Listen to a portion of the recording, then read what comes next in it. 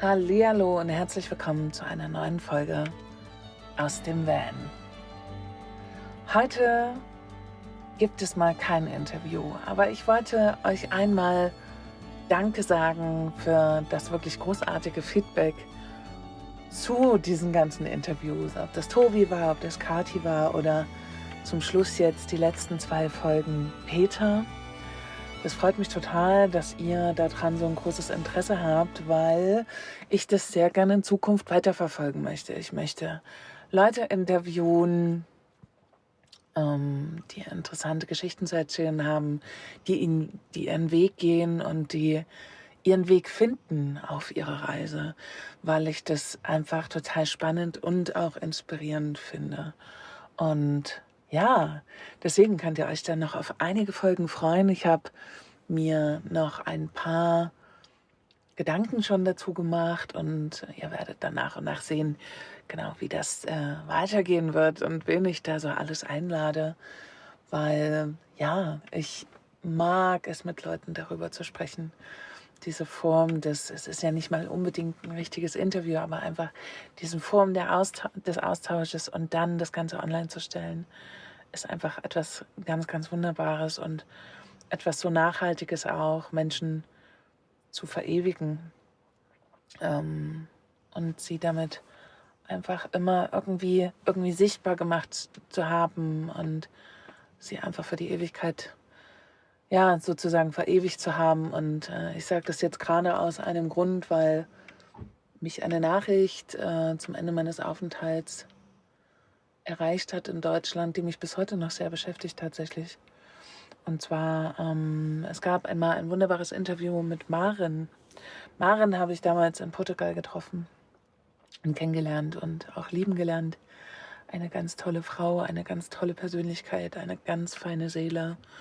Und ich habe erfahren, dass sie Ende Juni leider verstorben ist. Und das macht mich bis heute wirklich auch traurig, weil ich nicht mitbekommen habe, was passiert ist. Sie ist an Krebs gestorben. Mein größter Endgegner, an den ich wirklich viele Menschen verliere.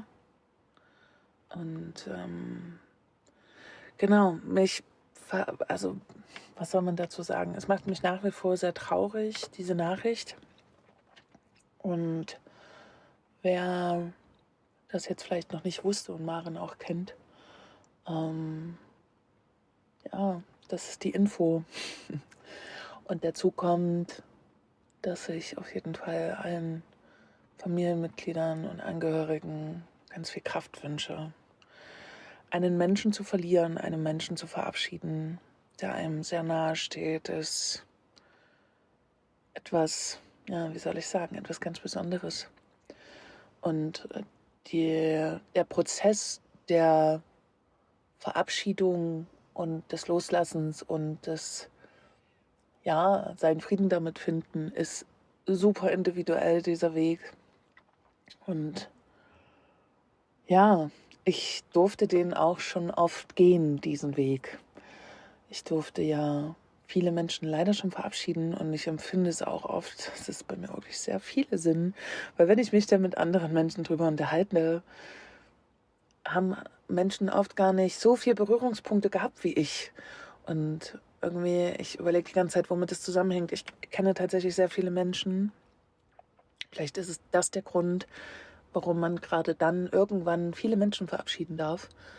Wenn man viele kennt, verabschiedet man natürlich auch viele. Aber ja, also wirklich meine größte Herausforderung im Verabschieden war der Tod von meinem Papa. Ist jetzt schon ein paar Jahre her, aber das ist ja immer noch im Prozess, weil auch wenn ich zwischendurch glaubte, dass alles in Ordnung ist, ich meinen kompletten Frieden damit gemacht habe, zeigen sich ja doch durchaus immer mal wieder Aspekte des Ganzen. Und es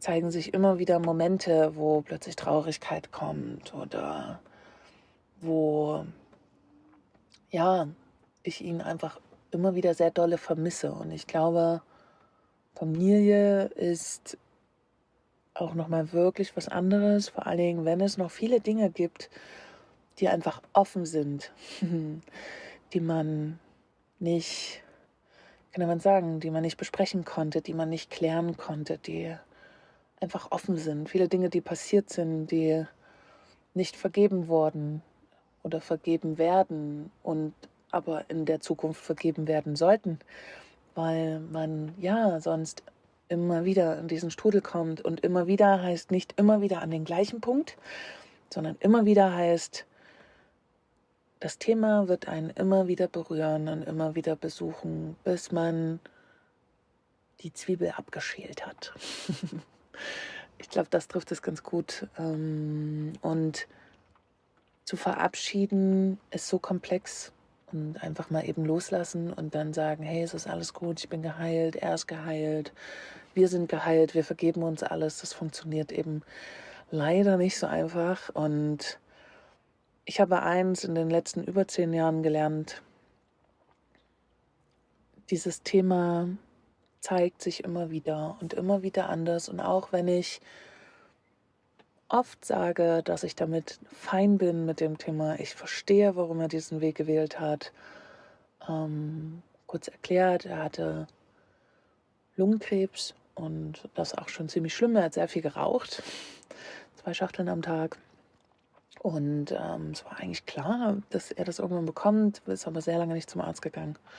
Und dann kam es aber irgendwann raus, wo er Blut gehustet hat, und dann gab es die Diagnose Lungenkrebs mit Metastase. Er muss sofort operiert werden, und das wurde auch alles gemacht und auch recht erfolgreich.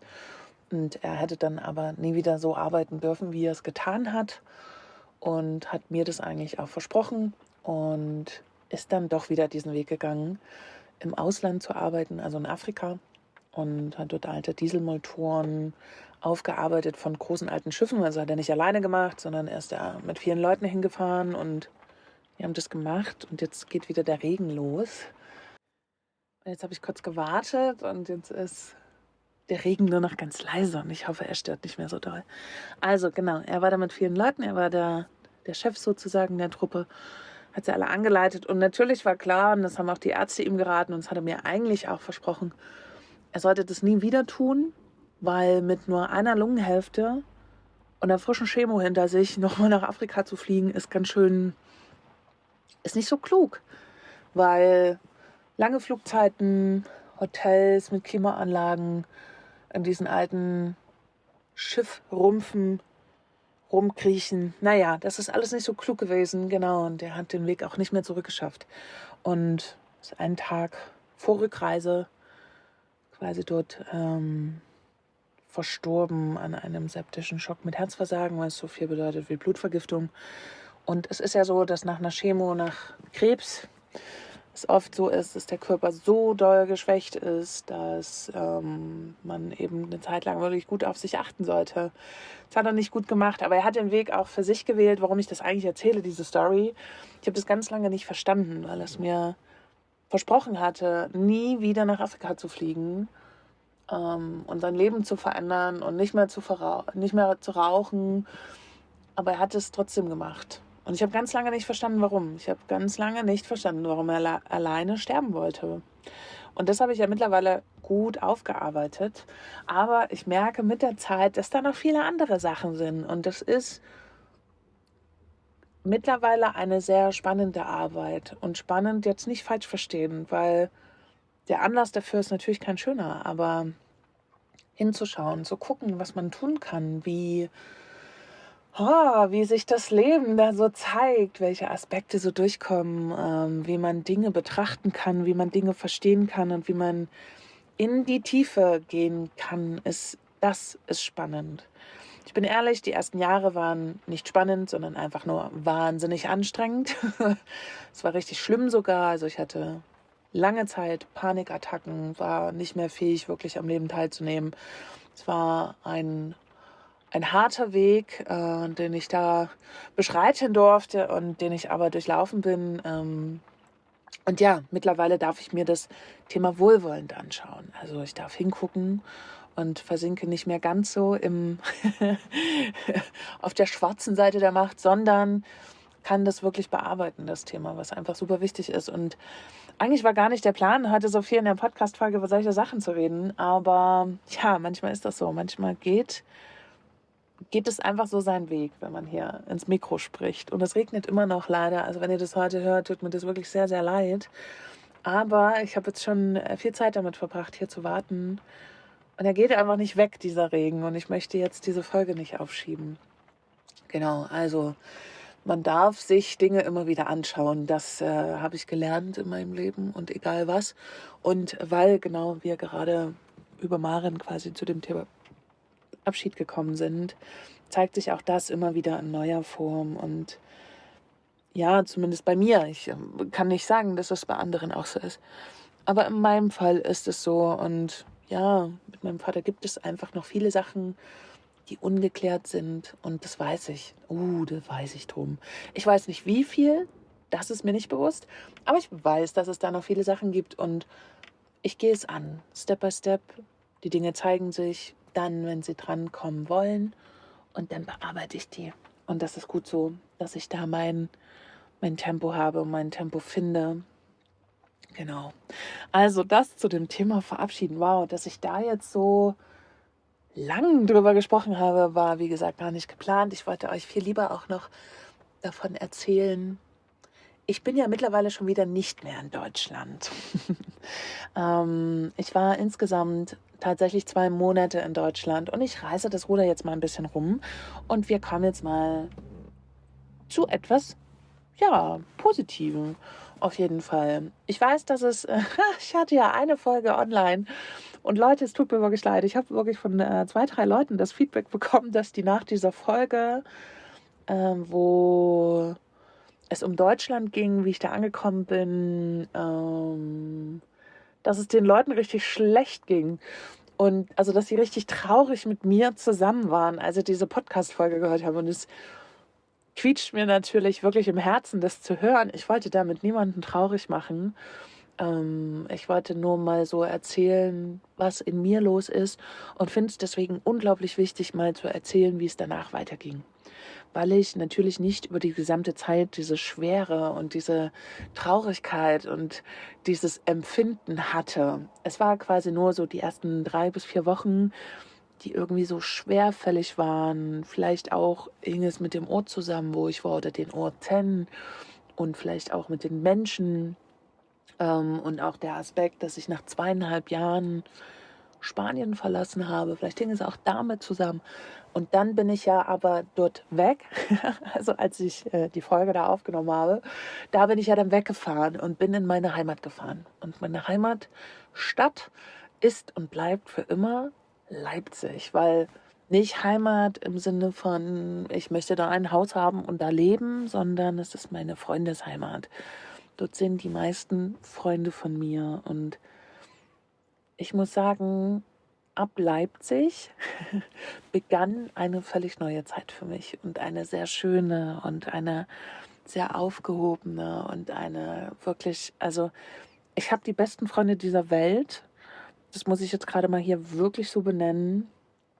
Ich bin ein freier Vogel. Ich bin jahrelang unterwegs und ich komme nach Hause in meine Heimatstadt und es fühlt sich an, als wäre ich nicht weggefahren, weil meine Freunde einfach krass am Start sind, weil die einfach da sind, weil die mich wahnsinnig unterstützt haben, weil die es mir so leicht gemacht haben, dann plötzlich da in Leipzig anzukommen, was mir eine Lehre ist, weil definitiv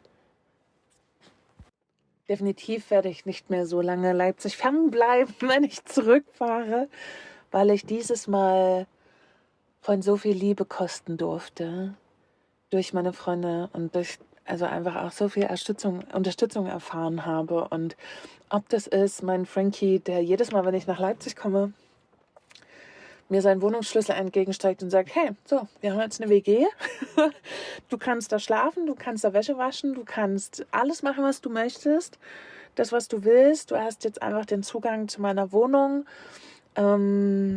bitteschön. Und das ist so, ich brauche ja keine Wohnung, muss ich dazu sagen, ich liebe mein Zuhause, auf 4 Rädern, ich schlafe hier einfach mit am besten in meinem Zuhause.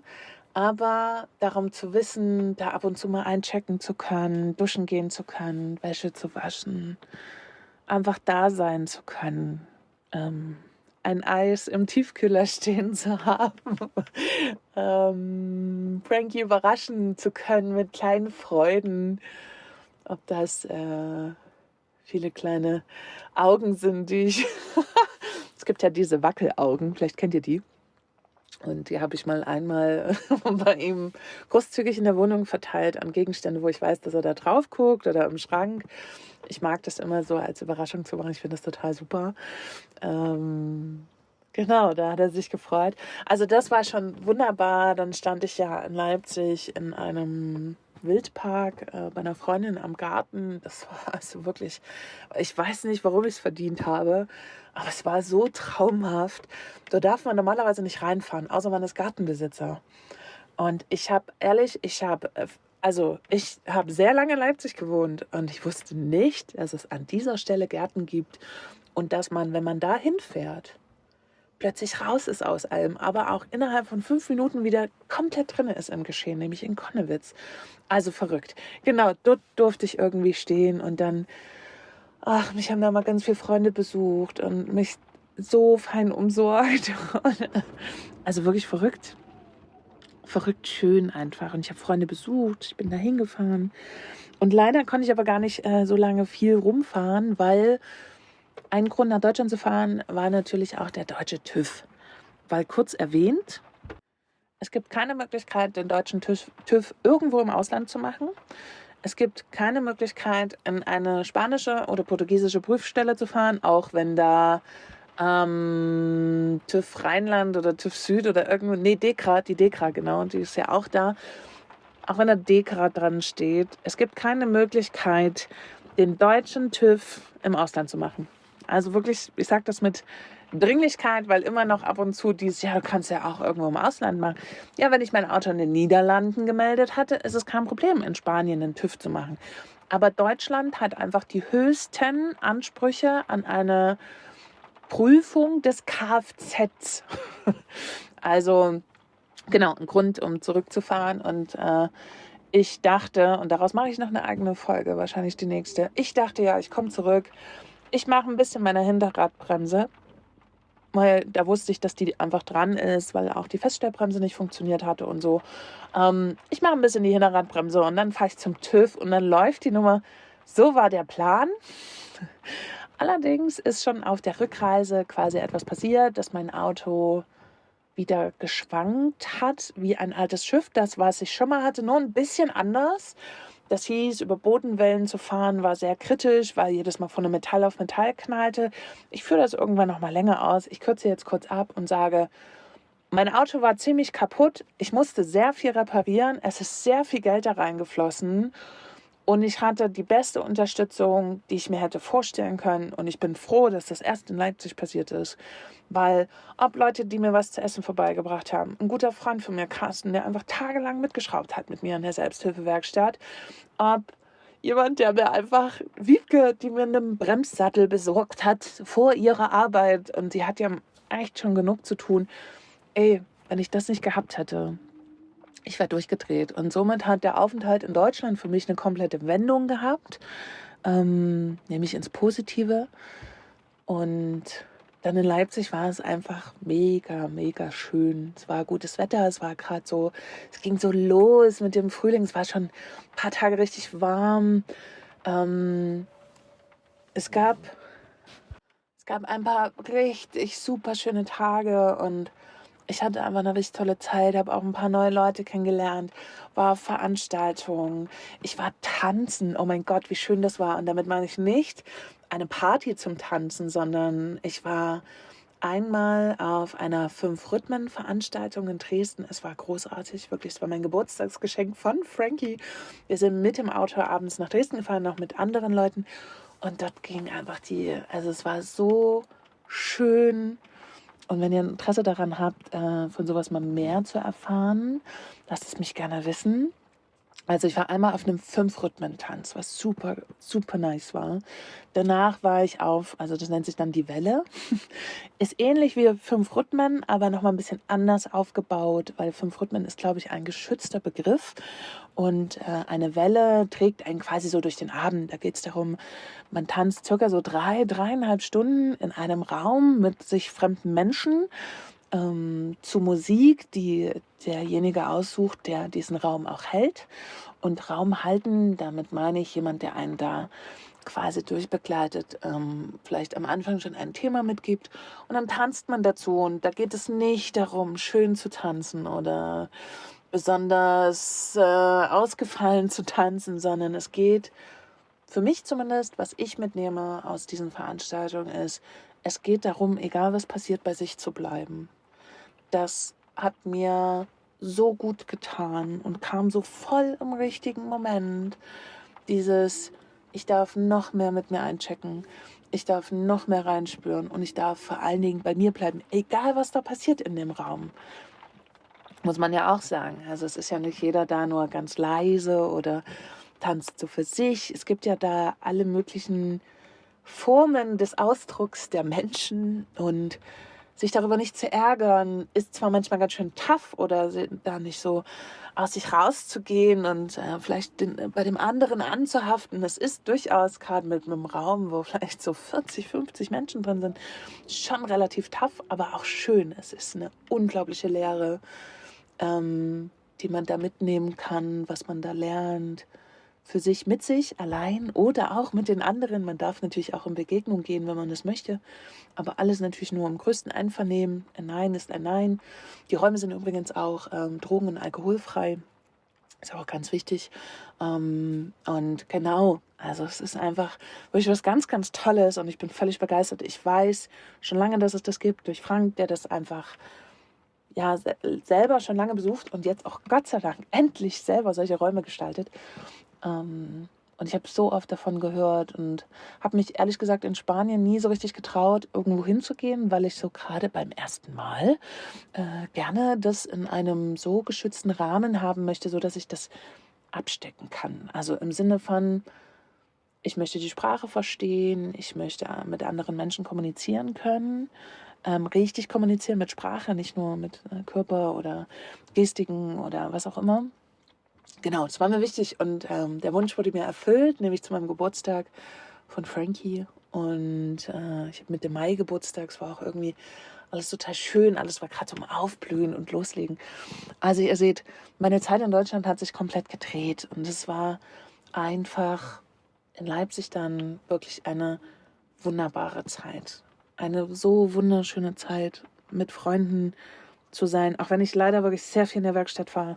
Wie gesagt, ich mache dazu nochmal einen extra Podcast, weil es, glaube ich, sehr interessant. Es könnte sehr interessant sein für Leute, die sich noch nie getraut haben.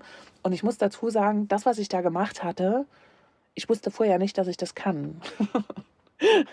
Aber ich habe es dann einfach gemacht. Naja, und genau. Also ich habe in den 2 Monaten Deutschland ja über einen Monat, 1,5 in Leipzig verbracht, wovon ich leider 3 Wochen insgesamt wirklich am Schrauben und Machen und Tun war. Aber die Zeit dazwischen habe ich zutiefst und ganz toll genutzt mit Freunden und mir einfach eine richtig gute Zeit gemacht. Kann man nicht anders sagen. Und ich bin so dankbar für so einen tollen Freundeskreis, der mich so supportet hat und der mich so gefördert hat. Und übrigens, wenn ihr immer noch Regen hört, es tut mir so leid, aber es kommt immer mal große Tropfen und dann wieder kleine. Ich hoffe, es ist auszuhalten. Ja, ich habe ja schon mal eine Folge hochgeladen, wo es ein bisschen geregnet hatte. Da gab es harte Kritik. Ich hoffe, diesmal ist es auszuhalten. Und das Klicken im Hintergrund hält sich vielleicht ein bisschen in Grenzen. Genau. Also, ich habe dann wirklich 5 Tage, nee, nicht mal, 3 Tage, bevor es weiterging, für mich, es gab ja einen Endtermin, dann auch endlich mein Auto wieder bekommen mit frischem TÜV und alles war sicher und safe und Bremse war eingestellt und auch der Rest hat funktioniert. Genau, es war sehr schade, weil irgendwie, ich wäre auch tatsächlich gern noch länger geblieben, aber der neue Abschnitt, da wo ich jetzt gerade bin und schon auch eine Weile bin, ist total wichtig und richtig. Ich habe schon länger den Gedanken gehabt, dass ich total gerne wieder mal was mit Menschen zu tun haben möchte. Und ich meine damit nicht in digitaler Form. Und ich möchte an der Stelle auch nicht sagen, dass digital Arbeiten nicht cool ist. Aber es gab bei mir letztes Jahr schon den Moment, wo ich so dachte, ey, ich habe mal wieder wirklich Lust, richtig etwas mit Menschen zu tun zu haben. Ich habe Lust, richtig in Begegnung zu gehen. Da war zum Beispiel das Tanzen auch was ganz Wunderbares dazu. Aber auch Arbeiten mit Menschen würde ich total gern mal wieder machen. Nach über 5 Jahren digital arbeiten, nach über, oh Gott, 5 Jahre auch zum Beispiel die Facebook-Gruppe zu haben. Wir konnten ja ganz lange keine Veranstaltung machen. Ich hatte einfach Bock, weil ich habe es rufen hören. Und natürlich in Verbindung mit Geld verdienen. Und damit meine ich nicht nur ein bisschen, sondern die Idee war natürlich in kurzer Zeit relativ viel zu verdienen, weil die Saison geht ja oft nicht so lang. Also die Hauptsaison im Sommer sind maximal 2 Monate. Wenn man Glück hat, wird man irgendwo vielleicht noch einen 3. Monat angestellt. Aber bei mir sind es jetzt nur 2 Monate. Und ich lüfte kurz das Geheimnis. Ich bin gerade in der Schweiz und arbeite tatsächlich hier auf einem Campingplatz.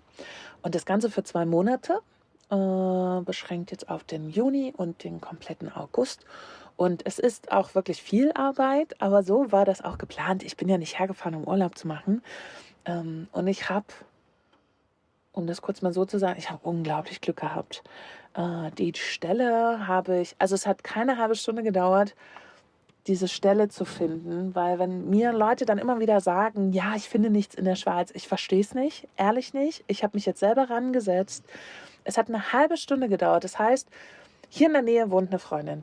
Ich bin auf Google Maps gegangen, habe Campingplätze mir angeguckt und schon der 3., nämlich der hier, da habe ich mich beworben.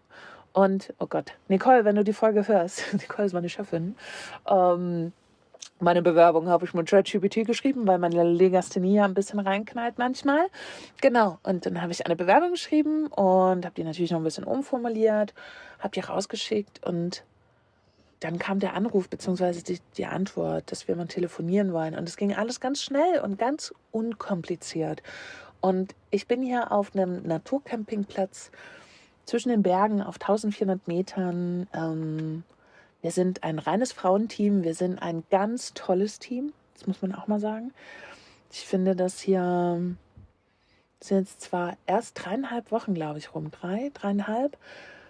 Aber ich fühle mich wohl. Es ist anstrengend für mich, das muss ich auch sagen. Aus dem digitalen Arbeiten raus in die körperliche Arbeit ist die ersten 2 Wochen wirklich eine harte Challenge gewesen.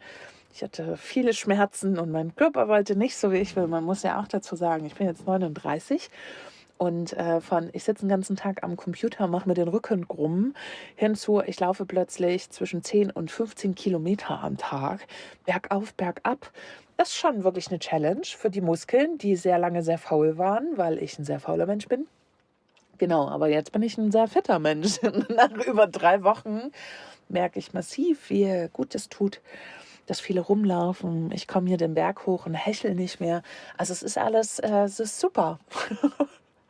Wie gesagt, wir haben wirklich ein ganz spitze Team. Ich mag das hier sehr. Es ist alles sehr wohlwollend und ich bin einfach sehr froh, dass ich diese Stelle bekommen habe. Und es ist einfach so, dass durch dieses Autoschrauben, auch wenn man selber schraubt, kostet das alles Geld. Ob das die Hebebühne ist, ob das die Ersatzteile sind, die Endabnahme ist und. Es war wirklich leider sehr, sehr, sehr viel mehr Geld, was ich brauchte, um mein Auto zu reparieren, um mein Auto / zu Hause wieder richtig gangbar zu machen.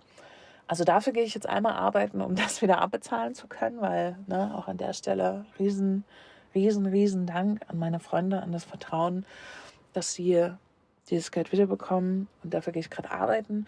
Und natürlich bleibt auch noch was übrig. Und das ist auch gut so, weil das möchte ich dann mit in den Winter hineinnehmen, wenn es dann irgendwann wieder Richtung Süden geht. Aber ja, das war der Plan. Es war der Plan, mir hier endlich wieder diesen Puffer zu erarbeiten, der leider gerade auch durch Corona mein persönlicher Puffer einfach, den gab es nicht mehr. Das muss man einfach so sagen. Die letzten 3 Jahre waren wirklich hart. Und es wird ja prinzipiell auch nicht unbedingt einfacher durch Inflation, durch Dinge, die teurer werden. Und auch wenn ich ein sehr unkonventionelles Leben lebe, merke ich es aber auch. Ob das Aufträge sind, ob das Coachings sind, die zurückgehen, ob Ausgaben, ob Preise, die auch sich überall anziehen. Also ich glaube, dass unglaublich viele Menschen am Struggeln sind. Und ich bin ja schon ein sehr reduzierter Mensch. Aber Geld braucht es trotzdem zum Leben, um Rechnungen zu bezahlen, um das Auto wieder TÜV-bar zu machen, um meine Krankenkasse zu bezahlen, um mir trotz vielleicht widriger Umstände, aber mir trotzdem ein richtig gutes Leben zu gönnen, auch in Zukunft in finanzieller Sicherheit. Und daran arbeite ich gerade. Und auch wenn der Puffer jetzt nach der Schweiz nicht mehr so groß ist, wie ich vorher dachte, aber dafür, geht es danach dann weiter. Also ich werde hier bis Ende August arbeiten und dann werde ich sehen, wie es weitergeht. Ich weiß natürlich schon so grob, wie es weitergeht. Ich werde mein allerliebstes Festival besuchen, worauf ich mich unfassbar dolle freue. Und dann wird es gen Herbst wieder gen Süden gehen, weil ich werde jetzt nicht in Leipzig bleiben, obwohl es so unglaublich schön war. Aber vielleicht auch eben, weil es sozusagen an eine Zeit gebunden war. Und es war super intensiv. Und was ich mitnehme, ist auf jeden Fall, dass ich keine 2,5 Jahre mehr vergehen lasse, bis ich wieder zurückkomme. Dem Ganzen war ja auch so ein bisschen Corona geschuldet, warum ich nicht zurückgefahren bin, weil Freunde meinten, lass das lieber. Kommt dann, wenn sich ja alles entspannt hat. Und es war wirklich die richtige Entscheidung.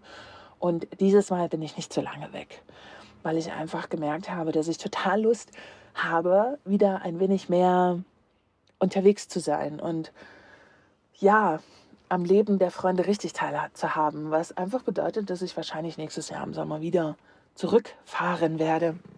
Und Sommer in Deutschland ist ja auch schön. Also es muss ja auch nicht der ganze Sommer sein. Es kann ja auch nochmal Sommer woanders geben. Also im Hochsommer muss ich irgendwo hin mit Moja, weil sie bei über 30 Grad einfach echt zu dolle zu tun hat. Aber genau, also das sind jetzt so meine Zukunftspläne. Ich werde wieder mehr unterwegs sein. Bin ich ja auch gerade schon, wobei jetzt gerade bin ich natürlich stationär und am Arbeiten und es ist schön, es arbeitet in der frischen Luft.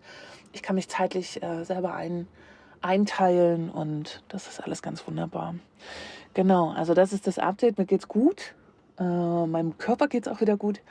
Und heute Abend ist hier noch ein kleines Konzert und morgen geht es dann wieder frisch an die Arbeit.